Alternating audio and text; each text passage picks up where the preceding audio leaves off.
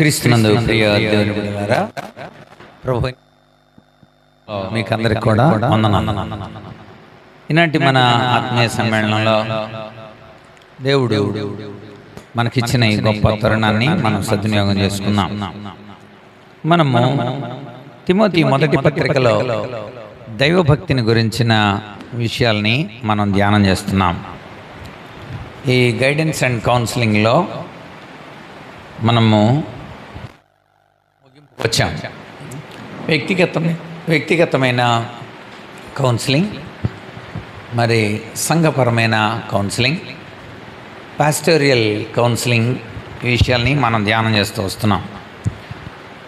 Timothy ఒక మంచి శిష్యుడిగా, ఒక దైవజనుడిగా, తిమోతి ఒక సంఘ కాపరిగా కూడా, తిమోతి దేవుని ద్వారా ఎన్నిక చేయబడి బలపరచబడి పౌలుకు ప్రియ శిష్యుడిగా తాను ఉన్నాడు.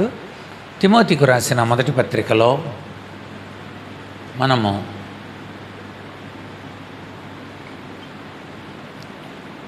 ఈ మొదటి పత్రికలో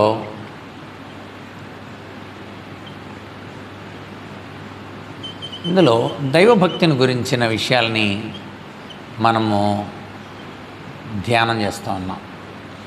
దైవభక్తి యొక్క మర్మం, ద సీక్రసీ ఆఫ్ గాడ్లీనెస్, దాని గురించి ధ్యానం చేస్తున్నాం. ఈరోజు దాంతో ముగుస్తుంది మనకు మర్మం. మొట్టమొదటిది, ఆయన సత్శరీరుడిగా ప్రత్యక్షుడు. ఆయన సశరీరుడిగా. తిమోతి పత్రిక మొదటి పత్రిక 3వ అధ్యాయం 16 నుండి 18 వచనాల్లో మనకు కనపడుతుంది. సశరీరుడిగా ప్రత్యక్షుడాయను. ఈ విషయాలు మనం ఆలోచించాం. ఇన్కర్నేషన్, కార్నే అంటే సశరీరుడిగా శరీరాన్ని ధరించుకొని ఆయన ఈ లోకానికి వచ్చాడు. అది దైవభక్తిలో మొట్టమొదటి మర్మం. రెండవది, ఆత్మ విషయమున, అది ఆత్మ విషయమున నీతిపరుడని తీర్పు తీర్చబడ్డాడు.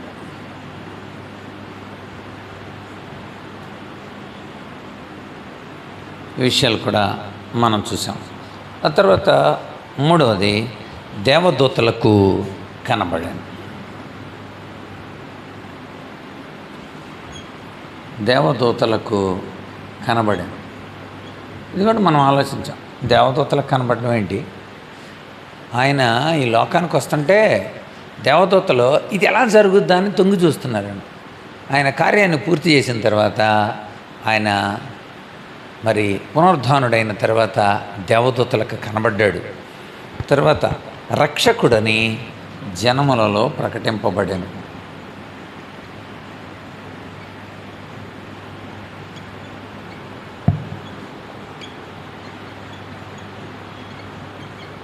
రక్షకుడని జనములలో ప్రకటింపబడ్డాడు. ఆ విషయాలు కూడా మనం చూసాం. పోయిన వారం నాన్నగారి యొక్క స్తుతి కూడిక పుట్టినరోజు సందర్భంగా దైవజనుల సమాహారంలో మనం ఉన్నాము. అందుచేత మనము పాలు పొందలేదు ఈ విషయంలో. ఇక అంతకంటే ముందు వారం మనం ధ్యానం చేశాం. లోకమందు నమ్మబడాను.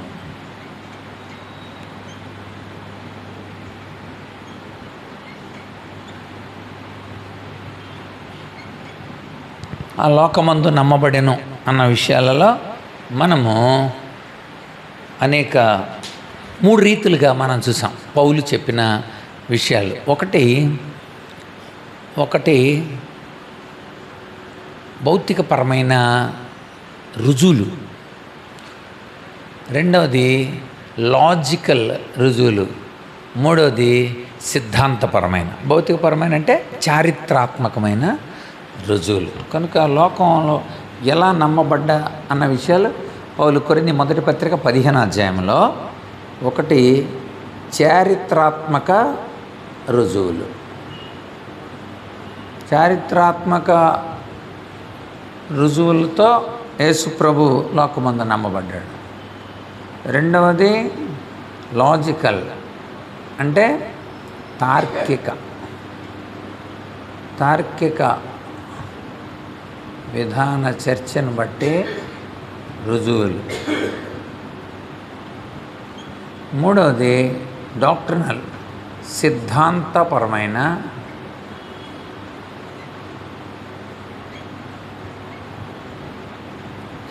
రుజువు. ఆ 3 రుజువులు మనం కొరింథీ మొదటి పత్రిక 15వ అధ్యాయంలో ధ్యానం చేసాం.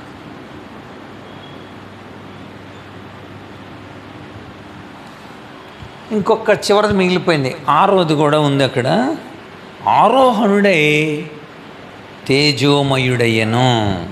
అది ఈరోజుతో మనకి ఈ మర్మం ముగుస్తుంది. దైవభక్తిని గూర్చిన మర్మం.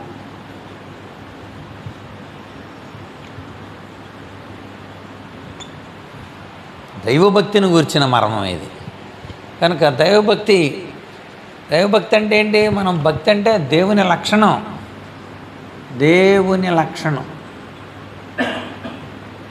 లక్షణాలు దైవభక్తి అంటే ఆ దైవ లక్షణాలని మనం చూపించడమే దైవభక్తి అంటే.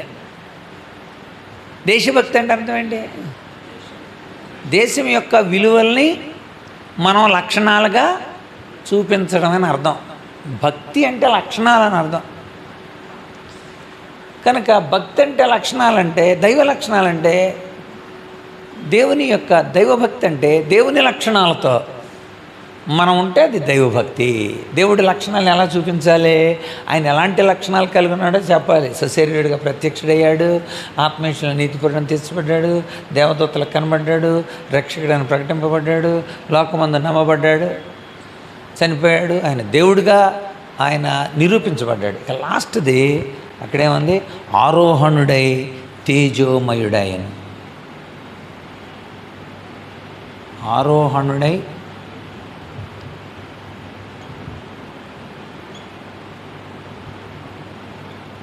అది ఇది ఇప్పుడు మనం చూడాలి.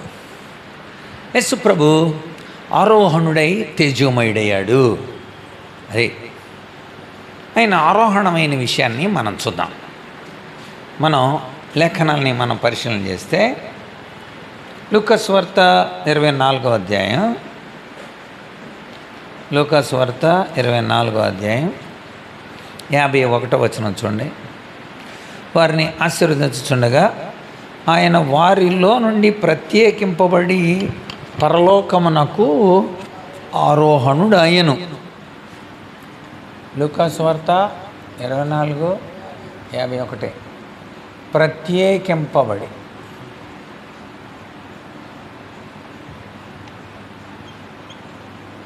ప్రత్యేకింపబడిన వాడుగా పరలోకమునకు ఆరోహణుడైను.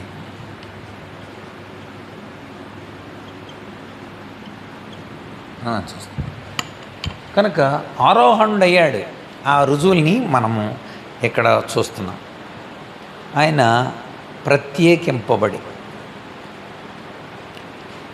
ఈ లోకవాసులను పోలి కాదైన అని మనం ఆలోచిస్తే అందరిలా కాదైనా. ఆయన ప్రత్యేకమైన వాడే, అన్నిటికంటే ప్రత్యేకమైనవాడు.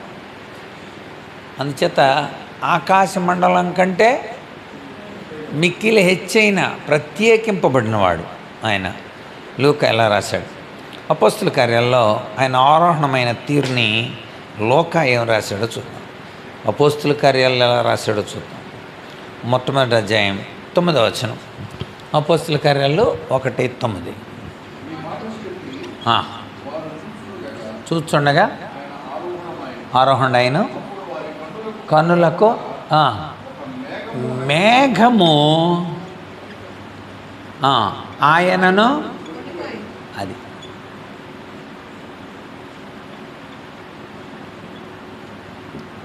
అది ఒక మేఘం ఆయన ఆరోహణమయ్యాడు. ఆరోహణం అంటే పైకి వెళ్ళటం అండి, అవరోహణం అంటే కిందకి దిగడం.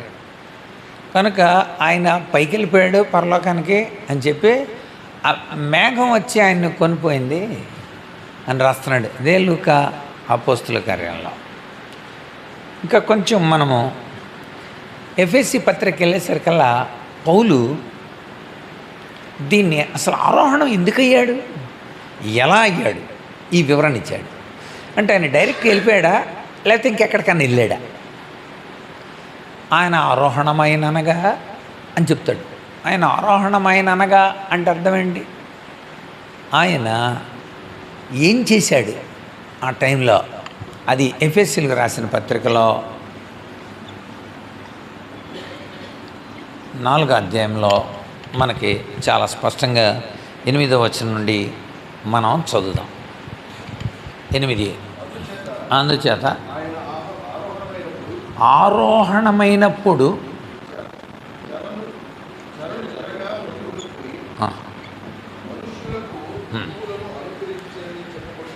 అది అక్కడ రాయబడి అనమాట. ఆయన చెరగా తీసుకెళ్ళాడు అన్నాడు. ఈ చెర ఏంటో చూడాలి. చెరగా తీసుకెళ్ళాడు.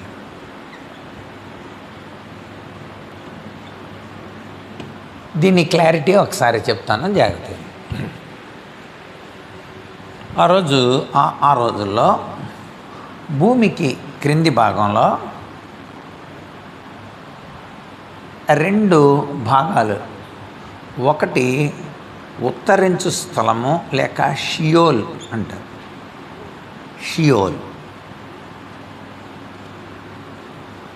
షియోల్ అని పిలుస్తారు దీన్ని అబ్రహాము రొమ్ము అని పిలుస్తారు. దీన్ని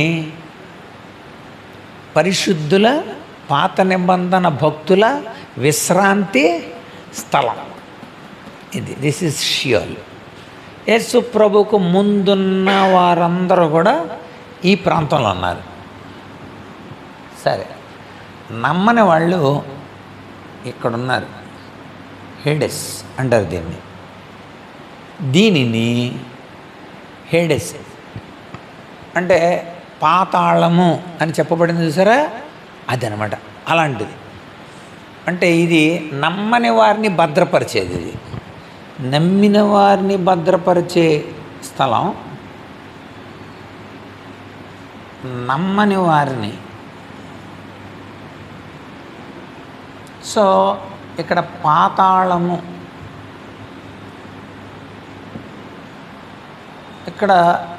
ఇక్కడ కూడా ఏడ్పు ఉంది, బాధ ఉంది.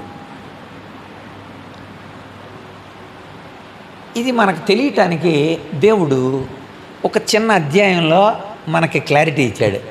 ధనవంతుడు లాజరు, ఇక్కడ లాజరు, ఇక్కడ ధనవంతుడు ఉన్నాడు.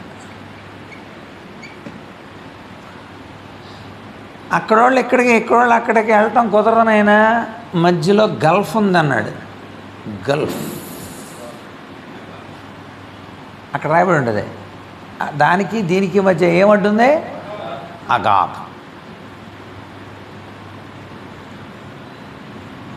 అది. సో ఇక్కడోళ్ళు అక్కడికి వెళ్ళటం లేదా, అక్కడోళ్ళు ఇక్కడికి వెళ్ళటం లేదు అని చెప్పాడు. పాత నిబంధన భక్తులందరూ ఇక్కడ ఉన్నారు. ఈ ఉత్తరించు స్థలం అని తెలుగు షియోల్, ఆ టెర్మినాలజీ వాడు షియోల్. సో ఇప్పుడు దేవుడు అంటే యేసుక్రీస్తు ఈ ఆపరేషన్ సక్సెస్ అయిన తర్వాత ఆయన షియోల్కి వెళ్ళాడు. ఆయన ఆరోహణమైన అనగా చెరగా తీసుకెళ్ళాడు అనగా, తర్వాత వచ్చిన చదవాలి ఇప్పుడు ఎఫెసీ పత్రికలో తర్వాత వచ్చిన అక్కడే ఎఫెసీ పత్రిక అనగా భూమి యొక్క క్రింది భాగములకు దిగెను. భూమి యొక్క క్రింది భాగాలకు దిగెను. దిగి అది తానే సమస్తాన్ని లోపరుచుకున్నవాడుగా, శక్తిమంతుడుగా, సంపూర్ణుడుగా ఈ చెరగా తీసుకెళ్ళాడు.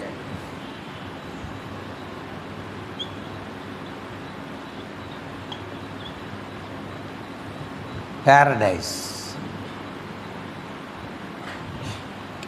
సో చెరను చెరగా తీసుకెళ్ళాడు.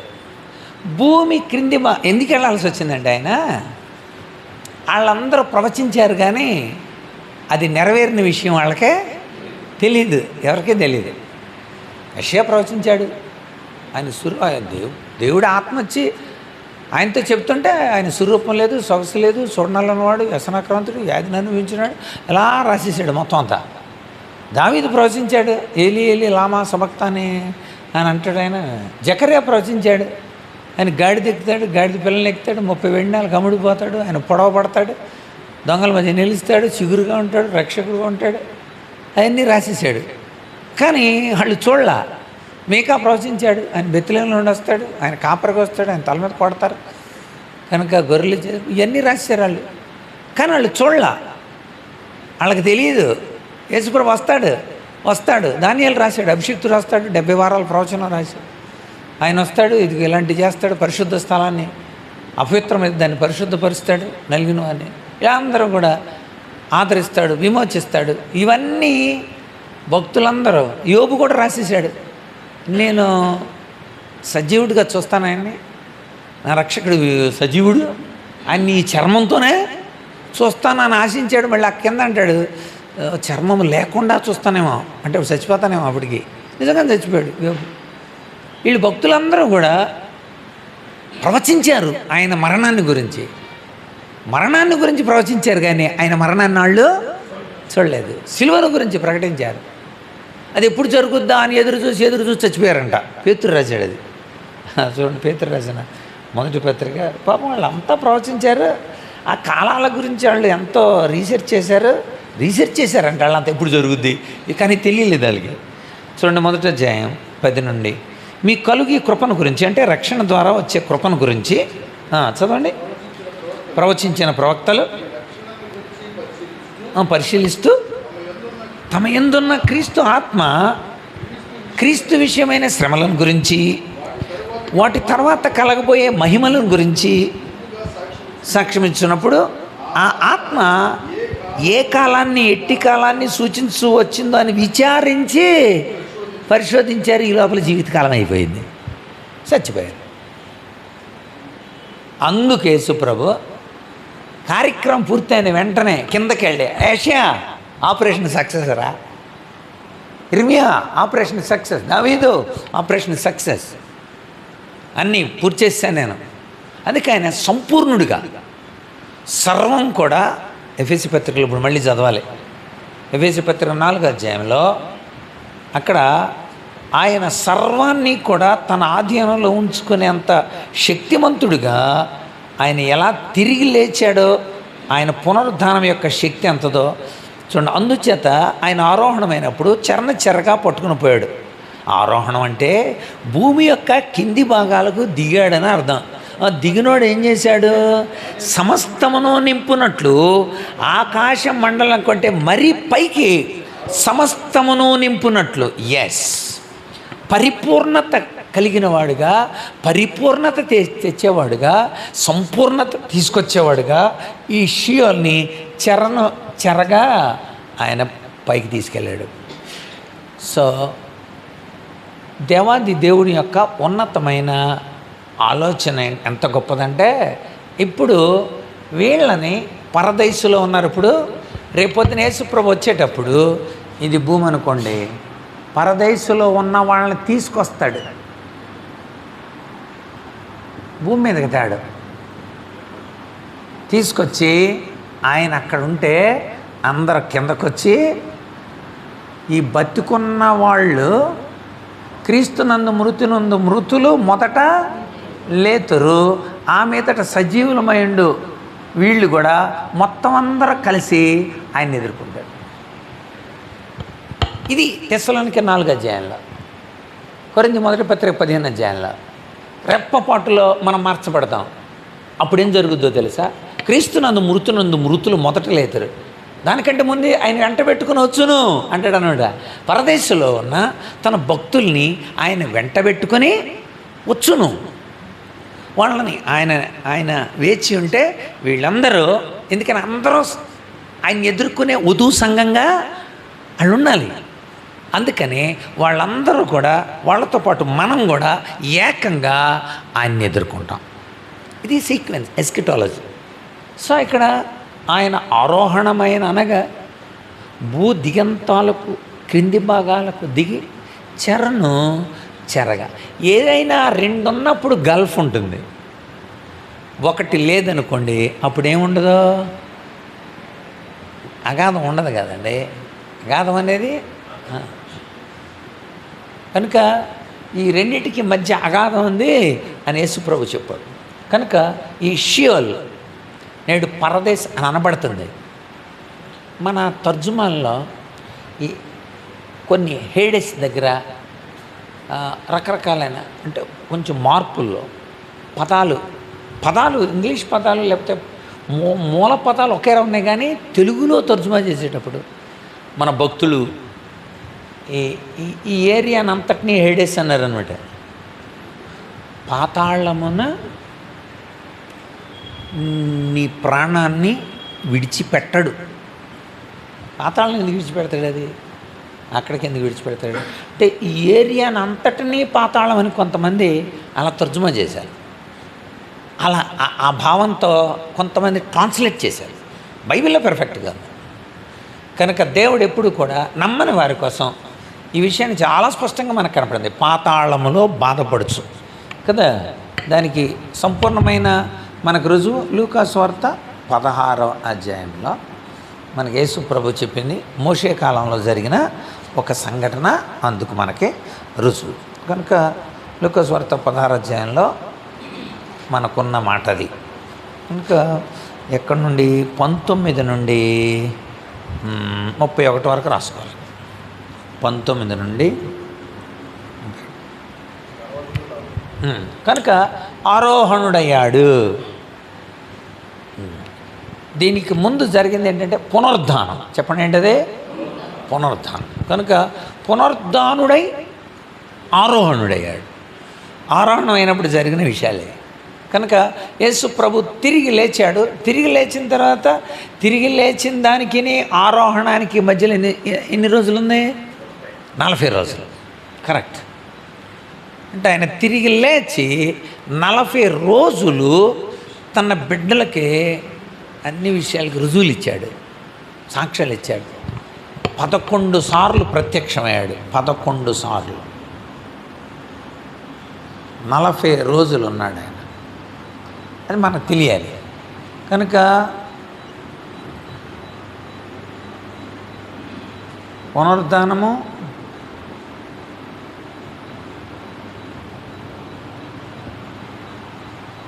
కనుక ఇక్కడ గమనించాలి.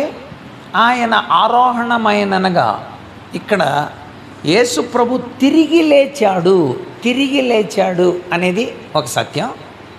ఆరోహణమయ్యాడనేది కూడా సత్యమే. ఆయన తన్ను తాను రుజువు చేసుకున్న విషయం అపోస్తుల కార్యాలు 1వ అధ్యాయం 3వ వచనంలో మనకు కనబడుతుంది. అపోస్తుల కార్యాలు 1:3. ఇది ఆయన ఆరోహణమైననగా ఆయన ఆరోహణ యొక్క ప్రముఖమైన విషయాల్ని ఆయన శ్రమపడిన తర్వాత అగపడచ్చు, బోధించుచు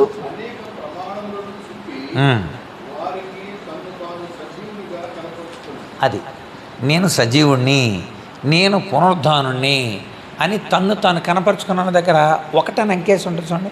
ప్రమాణములు అన్న దగ్గర ఒకటేసి ఉంటుంది.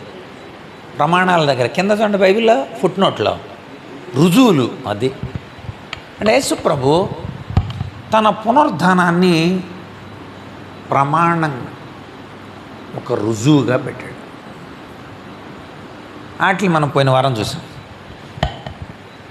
ఆయన పునరుద్ధానం అయిన విషయంలో చారిత్రాత్మకమైన రుజువులు, తార్కికమైన రుజువులు, సిద్ధాంతపరమైన రుజువులు, వీటిని మనం పోయిన వారం కొరింథీ మొదటి పత్రిక 15వ అధ్యాయంలో నుండి మనం చూసాం.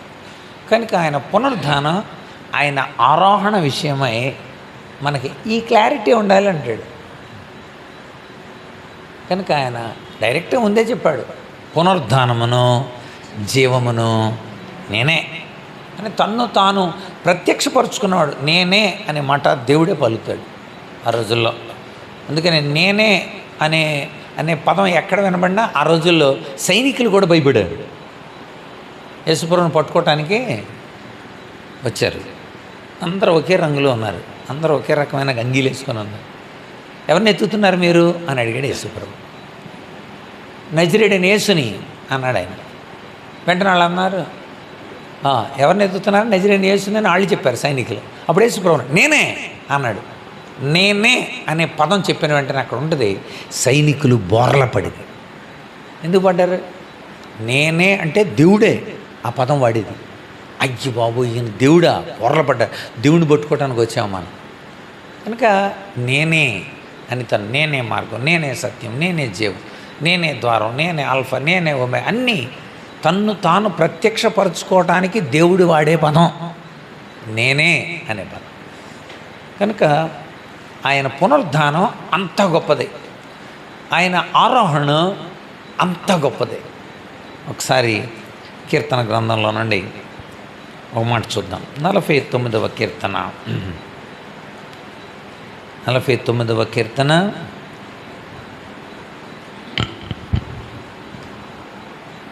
ఇక్కడ కోరహ కుమారులు రాస్తూ, ఇంగ్లీష్ బైబిల్ ఉందా మీ దగ్గర? చూడండి ఒకసారి మీ సెల్లో కానీ. కీర్తనలు 49:15 చదవండి.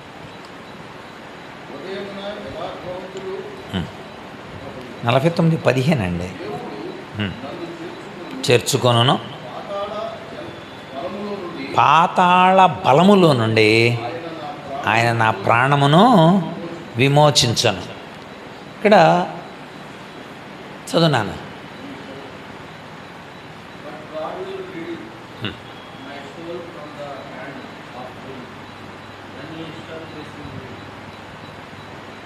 మళ్ళీ చదువు.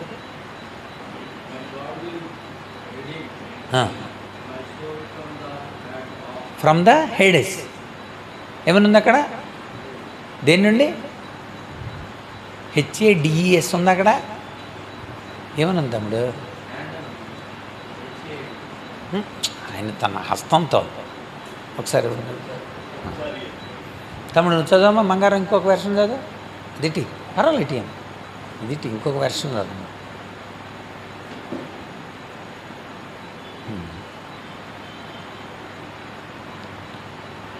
అధికారం వచ్చింది, టచ్ అయింది.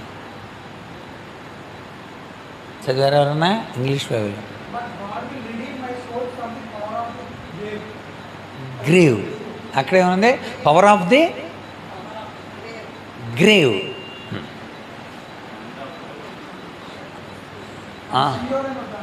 ఎస్, అది సరే. ఇక్కడ తెలుగులో ఏమనుంది? ట్రాన్స్లేషన్లో ఏమనుంది? ఇక్కడ పాతాళం అని ఉంది. అక్కడేమనుంది? షియోల్. అది పునరుద్ధానం. ఇందాక చెప్పాను నేను. ఇందాక కొన్నిసార్లు దీన్నంతటినీ కూడా అలా చెప్పారు. Yes, Sheol. సో నేను అందుకని దీన్ని చెప్పాను. దేవుడు నన్ను అలాగే ఉంచలా, షియోల్ నుండి నన్ను విడుదల చేశాడు, చెరగా తీసుకెళ్ళాడు. ఇది నా అద్భుతమైన ప్రవచనం అండి. ఇది పునరుద్ధానం అంటే. దేవుని పిల్లలు వాళ్ళు మమ్మల్ని ఆ షియోల్ నుండి దేవాది దేవుడు ఆ చెర నుండి చెరగా పైకి తీసుకెళ్ళి మమ్మల్ని పరదేశంలో దేవుడు మమ్మల్ని ఉంచాడు అని తెలియజేయటం. యెషయా గ్రంథంలో కూడా ఒక మాట చూద్దాం. ఇది కూడా ఇంగ్లీష్లో చదవాలి మీరు. యెషయా గ్రంథం 25వ అధ్యాయం. యెషయా గ్రంథం 25వ అధ్యాయం 8వ వచనం చదవన్నానా? యెషయా గ్రంథం 25:8.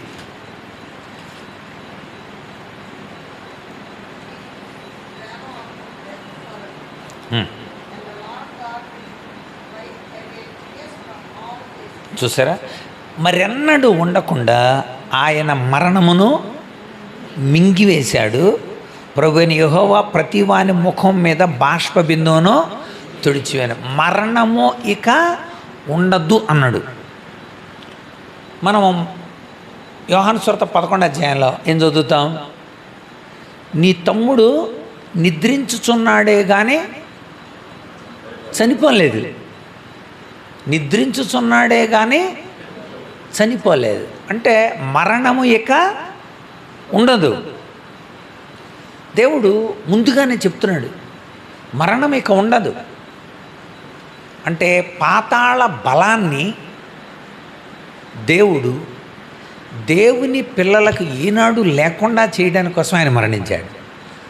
అందుకని హెబ్రీ పత్రిక 2వ అధ్యాయం 14-15 వచనాల్లో, హెబ్రీ పత్రిక 2వ అధ్యాయం 14-15, కాబట్టి ఆ పిల్లలు రక్త మాంసములు కలవారైనందున ఆ ప్రకారమే మరణము యొక్క బలము గలవానిని, అనగా అపవాదిని మరణము ద్వారా నశింపజేయుటకును, జీవితకాలమంతయు మరణ భయము చేత దాస్యమునకు లోబడిన వారిని విడిపించుటకు ఆయన కూడా రక్తమాంసములలో పాలివాడే. సరే, ఎంత చక్కగా రాశాడు. అంటే అర్థం ఏంటి? దేవుడు పునరుద్ధాన శక్తి ద్వారా మరణ భయం తీసేశాడు. దేవుడు తిరిగి లేచిన దగ్గర నుండి దేవుని పిల్లలకి ఇక మరణ భయం లేదు. ఇది మనం నేర్చుకునే సత్యం. ఆయన పునరుద్ధానం మనకి మరణ భయాన్ని తీసేసింది. ఎందుకని? ఓ మరణమా నీ విజయం ఎక్కడా? ఓ మరణమా నీ ముల్లెక్కడా? మరణపు ముళ్ళు పాపం, దానికి ఉన్న బలం ధర్మశాస్త్రం.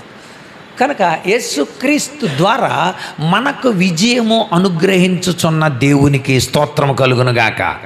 అది కొరింథీ మొదటి పత్రిక 15వ అధ్యాయం 57-58 వచనాలు. కొరింథీ మొదటి పత్రిక 15వ అధ్యాయం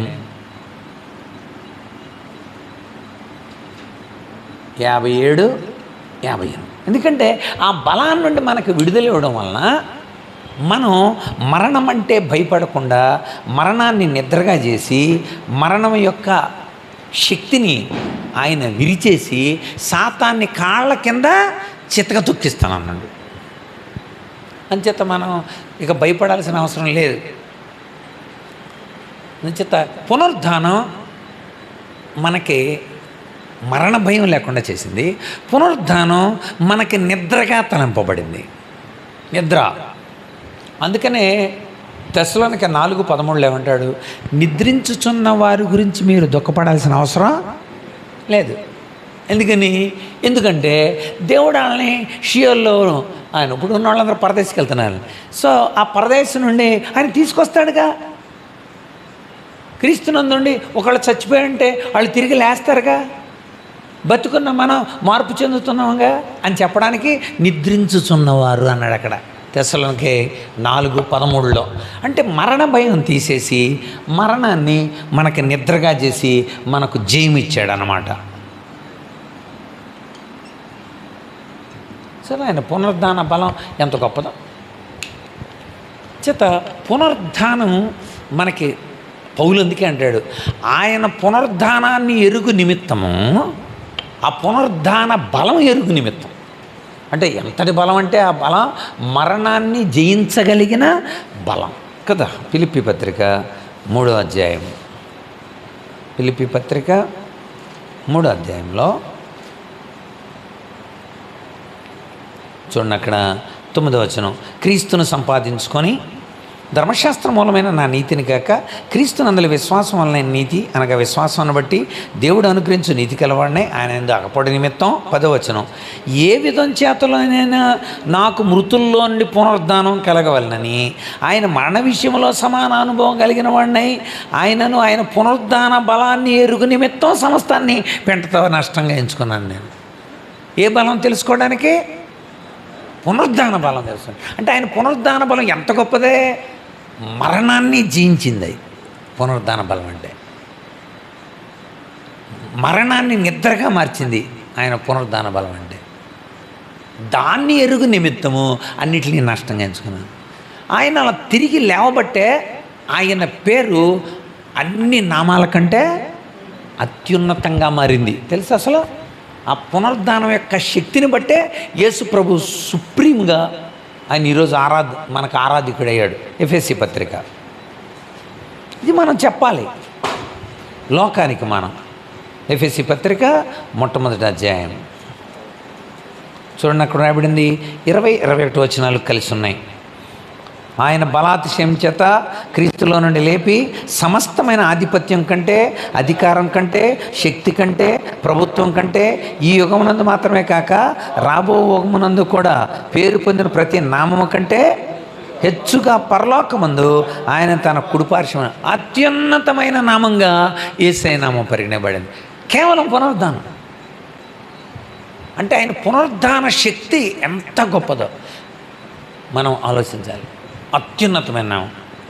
ఫిలిప్పీ పత్రికలో, ఫిలిప్పీ పత్రిక 2వ అధ్యాయం 9 నుండి పరలోకమందు ఉన్న వారిలో కానీ, భూమి మీద ఉన్న వారిలో కానీ, భూమి కింద ఉన్న వారిలో కానీ ప్రతి వాని మోకాలు యేసునామం వంగాలి, ప్రతి నాలుక తండ్రి అయిన దేవుని మహిమార్థమై యేసుక్రీస్తు ప్రభువుని నోటితో ఒప్పుకోవాలి.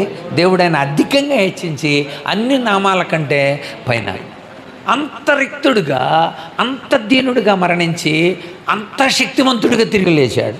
ఆయన శిలువ మరణ పునరుద్ధానాలు అత్యున్నతమైన ప్రభావం కలిగినోడిగా యేసుప్రభువుని నిరూపించాయి. అందుకని పౌలు పత్రికల్లో చెబుతూ ఆయన పునరుద్ధానం అంత గొప్పది, ఆయన మరణం అంత గొప్పది. అంటే ఆయన మరణ పునరుద్ధానాల వలన ఆయనకి అంత ప్రభావం కలిగిన వాడుగా యేసయ్య అన్నాడు. ఇంకా రోమీలకు రాసిన పత్రిక, అన్ని పత్రికల్లో కూడా పౌలు ఈ విషయాన్ని చూడండి. మొట్టమొదటి అధ్యాయం ప్రారంభమే స్టార్ట్ చేస్తాడు. అక్కడ 2 నుండి 7 వచనాలు కలిసి ఉంటాయి. అయితే కింద నుండి 8వ లైన్ నుండి చూద్దాం. యేసుక్రీస్తు శరీరమును బట్టి దావీదు సంతానముగాను, మృతుల్లో నుండి పునరుద్ధానుడైనందున పరిశుద్ధమైన ఆత్మను బట్టి దేవుని కుమారుడుగా ప్రభావంతో నిరూపింపబడింది. అబ్బా చూసారా, రోమీలకు అదే మాట, ఫిలిప్పీలకు అదే మాట, ఎఫెసీలకు అదే మాట. యేసుప్రభు ప్రభావశీలుడికి ఎలాగయ్యాడు? ఆయన మరణ పునరుద్ధానాలు. అందుకని పౌలు అంటాడు, ఆయన మరణంలో పాలు పొందినట్లుగా, ఆయన పునరుద్ధాన బలం ఎరుగునట్లుగా నేను సమస్తాన్ని వదిలేసుకున్నాను. సుప్రీం పవర్ అన్న చేత యేసుక్రీస్తు యొక్క చెప్పండి. ఎఫెసీ పత్రిక మొట్టమొదటి అధ్యాయం 20-21. ఫిలిప్పీ పత్రిక 2వ అధ్యాయం 9.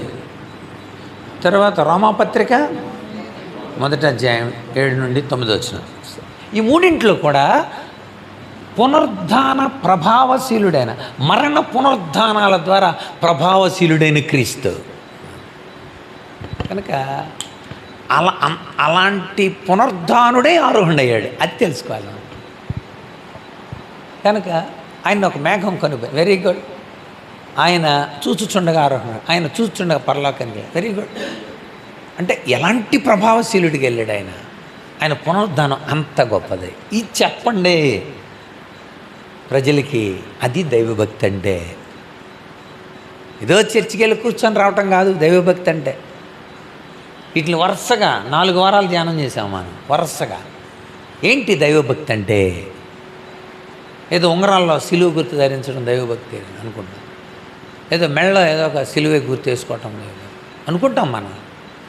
కాదు. దైవభక్తిని గురించి వాళ్ళకి చెప్పాలి. ది క్రీస్తు లక్షణమే, దైవ లక్షణమే దైవభక్తి అంటే. త్రిస్కియా అంటే దైవభక్తి. Godliness, correct. గాడ్లీనెస్ అని ఉంటుంది అక్కడ మీరు చదివితే. ఏంటి గాడ్లీనెస్ అంటే? అప్పుడు చెప్పాలి. ఆయన సశరీరుడు, పరిశుద్ధ శరీరంతో వచ్చాడు. ఆయన నీతిపరుడుగా తీర్పు తెచ్చబడ్డాడు. దేవదూతలకు కనబడ్డాడు. రక్షకుడిని జన్మల్లో ప్రకటింపబడ్డాడు. లోకమందు నమ్మబడ్డాడు. ఆరోహణుడే తేజమయ్యాడు. ఇంత గొప్ప పునరుద్ధానం. అందుకని దానియేలు చెప్తాడు. చూడండి ఒకసారి దానియేలు గ్రంథం 2 మాటలు చూపించి ముగించేస్తాను, అయిపోయింది మన సమయం. దానియేలు గ్రంథం 12వ అధ్యాయం 2-3 వచనాలు. దానియేలు గ్రంథం 12వ అధ్యాయం చదువు.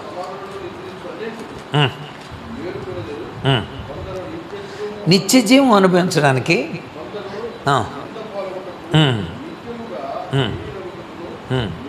ఇక్కడ 2 విషయాలను చెప్పాడు. మేలుకొని నిద్రించుచు అనేకులు మేలుకొనేదరు, నిత్య జీవం అనిపించి కొందరు నింద పాలొగుటకు మేలుకొందరు. దానియేలు ప్రవచనం ఎంత గొప్పదండి. దానియేలు కూడా ఏమంటున్నాడు తెలుసా? మరణించిన వారు అంటలా. సరే, ఎలాంటి గొప్ప ప్రవచనం ఎలా మారద్దండి? ఆయన ద్వారానే నిద్రించిన వారు మేలుకొనేదరు. ఈ రెండు పునరుద్ధానాల మధ్యలో కొంత గ్యాప్ ఉంది. అది చెప్పేసి నేను ముగిస్తాను. ఓకే, ఇప్పుడు ఇక్కడ షియోల్ లేదు.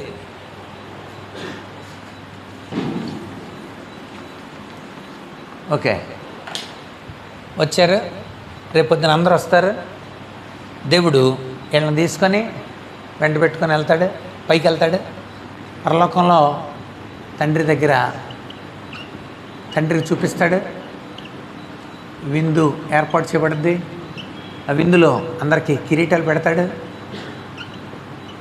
వాని క్రియ చొప్పున. అక్కడ నుండి ఇప్పుడు భూమి మీదకి వస్తాడు. చేత ఈ రెప్పపాటులో పైకి ఎగిరిపోయేదాన్ని ర్యాప్చర్ అని, ఆకస్మిక రాక, అందరికీ కనబడేలాగా వచ్చేదాన్ని ప్రత్యక్షత, రివలేషన్ అంటారు. 2 రకాలు అన్నమాట.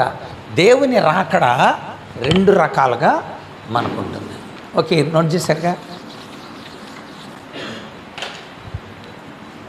యేసుక్రీస్తు 2వ రాకడ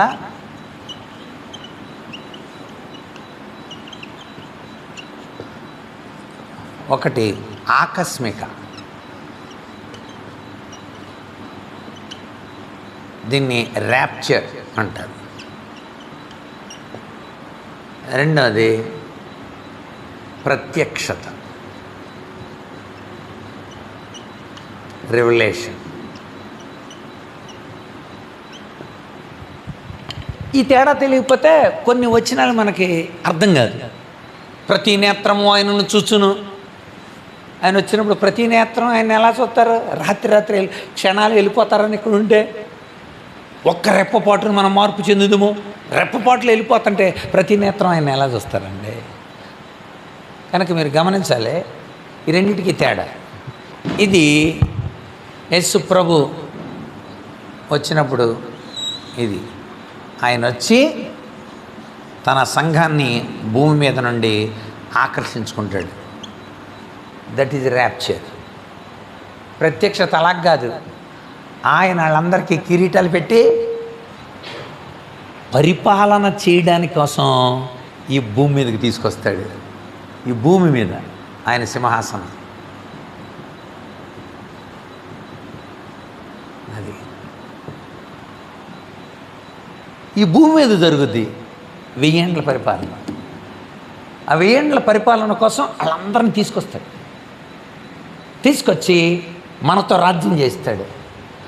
ఆ తర్వాత వీళ్ళని బయటికి తీస్తాడు. ఇది మొదటి పునరుద్ధానము. ఇది జీవ పునరుద్ధానము. ఇది తీర్పు పునరుద్ధానం. ఇది నమ్మిన వారి పునరుద్ధానం. దానియేలు చెబుతున్నాడు ఇది నమ్మని వారే పునరుద్ధానం. ఈ రెండింటికి మధ్యలో 1000 ఏండ్ల పరిపాలన ఉంది. ఇది మనకు తెలియాలి. ఆ 1000 సంవత్సరంలో గడిచిన తర్వాత కడమ మృతులు బ్రతుకుదురు అంటాడు ప్రకటన గ్రంథాలు. కడమ మృతులు ఎవరేళ్ళు? ఇళ్ళు. వాళ్ళు బ్రతుకుతారు. వాళ్ళకి అప్పుడు తీర్పు జరుగుతుంది. ఆ తీర్పు జరిగినప్పుడు వీళ్ళకి మరి అపవాది ఈ 1000 ఏండ్ల పరిపాలనలో బంధింపబడతాడు. ఆడు ఉండడో ఆడిని బయటికి తీసుకొస్తాడు. ఆడితో ఉన్న త్రెత్తం ఉంటారు, సాతాను త్రెత్తం. వాళ్ళని ఇదిగో నమ్మనోళ్ళని వీళ్ళందరికీ సిద్ధపరచిన నరకం. ఇప్పుడు ఇది 2వ మరణం అన్నాడు. ఇది మొదటి మరణం. మరణం అంటే ఎడబాటు. పాతాళం మొదటి మరణం, నరకంలోకి తోసేయటం రెండవ మరణం. మరణం అంటే లేకుండా పోవటం కాదు, అర్థం తెలియాలి మనకి. ఇంకా దూరం అయిపోయారు వాళ్ళు, ఇంకా వేదనలకు చెందిపోయారు. ఇక్కడే ఏడుపు బాధ, అక్కడైతే అగ్ని ఆరదు, పురుగు చావదు. ఇంకా తీవ్రమైన అంటే వీళ్ళని తీసి తీర్పు చేసి నరకంలో తోసేస్తారు. మొత్తం సాతాను బ్యాచ్ మొత్తం అందరిని, ఆ క్రూరముఖం, అబద్ధ ప్రవక్త, అపవాది, వీళ్ళందరినీ, నమ్మని వాళ్ళందరినీ. అది ఎస్కిటాలజీ. ఇంకా మీకు ఇప్పుడు ఇది అర్థమై ఉండాలి. దేవుడు పునరుద్ధాన శక్తి ఎందుకు ఇచ్చాడు? పౌలు ఆ పునరుద్ధాన శక్తిని పొందుతా అని ఎందుకు అన్నాడు అంటే, ఈనాడు మనం జీవ పునరుద్ధానం పొందాలంటే యేసు ప్రభు పునరుద్ధానాన్ని మనం నమ్మున్న వాళ్ళే. అందుకు రోమపత్రికలో చెప్పాడు ఆ మాట. చదవండి, ఆ మాట చదివి మనము క్లోజ్ చేసుకున్నాం. రోమపత్రిక 10వ అధ్యాయంలో, నువ్వు నమ్మకపోతే నీకు అసలు రక్షణ లేదన్నాడు. అందుకే యేసు ప్రభు తిరిగి లేచాడని అక్కడ కలిపాడు అనమాట. చదవండి అన్నమాట, 10వ వచనం 9 నుండి చదవండి. యేసు ప్రభు అని 10:9 నీ నోటితో ఒప్పుకొని దేవుడు ఆయన మృతుల్లో నుండి లేపాడని నీ హృదయంలో విశ్వసిస్తే రక్షింపబడతాడు.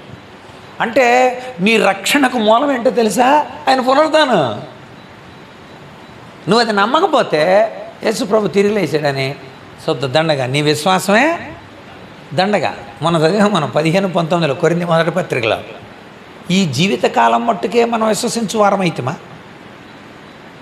ఈ లోకంలో ఉన్న వాళ్ళందరికంటే దౌర్భాగ్యులు. అంటే సత్యదాకే బతకడం కాదు, సచ్చిన తర్వాత కూడా బతుకుతాం. మనకు అద్భుతమైన పునరుద్ధానం ఉంది. యేసయ్య పునరుద్ధానుడు అని నమ్మకపోతే అసలు నీకు రక్షణే. అందుకని పునరుద్ధానాన్ని రక్షణలో పెట్టాడు. అందుచేత బలమైన మన రక్షణ పునరుద్ధానుడైన యేసు ప్రభు మీద ఆధారపడింది. అందుచేత అక్కడ అంటాడు 15వ అధ్యాయంలో, అక్కడ చెబుతాడు, మీరు కనుక దీన్ని క్రీస్తు లేపబడగా ఉండకపోతే మన విశ్వాసం, మన ప్రకటన వ్యర్థం. మనం ఇంకా పాపంలోనే ఉన్నాము. చూసారు ఎంత చక్కగా చెప్పాడు. గుర్తుపెట్టుకోండి, అంత అద్భుతమైన పునరుద్ధానం కనుక మనం సీక్రెసీ ఆఫ్ గాడ్లీనెస్ని మనం తెలుసుకున్నాం. మరిన్ని విషయాలు ఇక ముగింపులో మనము మరిన్ని విషయాలు వచ్చే వారం మనం తెలుసుకుందాం. వచ్చే వారంతో ఈ కౌన్సిలింగ్లోని చివరి అంకం ముగుస్తుంది. తర్వాత మనం లాస్ట్ ద ప్రిన్సిపల్ ఆఫ్ రిజల్ట్లోకి వెళ్ళిపోతాం. Principle of motivation, principle of concentration, principle of guidance and counselling, the last one principle of result. ఫలితాలు ఎలా చూస్తాం? అన్నిటిలో ఫలిత కేంద్రితంగా ఎలా పనిచేస్తాం అది మనం. సో లెర్నింగ్లో ఈ 4 ప్రధానమైనవి అనమాట. లెర్నింగ్ ఎవరు నేర్చుకున్నా ఈ 4 ప్రధానమైనవి. 2వ సంవత్సరంలో కొత్తనం 4 ప్రిన్సిపల్స్ చెప్పడానికి. కనుక గుర్తుపెట్టుకోండి, ప్రిన్సిపల్ ఆఫ్ మోటివేషన్, ప్రేరణకు గురవ్వాలి. ప్రిన్సిపల్ ఆఫ్ కాన్సన్ట్రేషన్, ప్రేరణకు గురైనడు వచ్చి ఏకాగ్రత సలపాలి. ఏకాగ్రత సరిపితేనే సరిపోదు, నేర్చుకుంటావు. తర్వాత ప్రిన్సిపల్ ఆఫ్ గైడెన్స్, ఎలా చేయాలన్నా మార్గదర్శకత్వం తీసుకోవాలి. The last one the principle of result, ఫలితాలు చూపించాలి మీరు కూడా. అందులోకి మనం వెళ్ళిపోతున్నాం. వచ్చే వారంతో మనకి గైడెన్స్ అండ్ కౌన్సిలింగ్ పూర్తవుతుంది. దేవుడు ఈ మాటలు మన వినికిడిలో దీవించునుగాక. ఆమేన్. ప్రార్థన చేద్దాం. తమ్ముడు మంగారావు చిన్న ప్రార్థన చేయనా?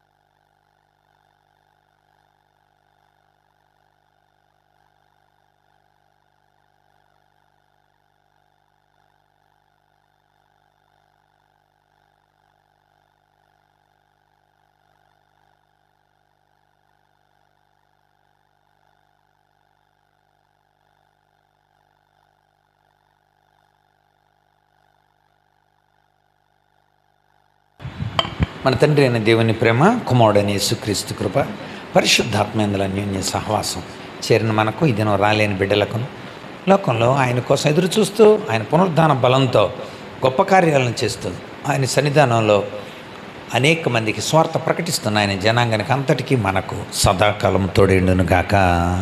ఆమేన్. అందరికి వందనాలండి. Thank you. God bless you.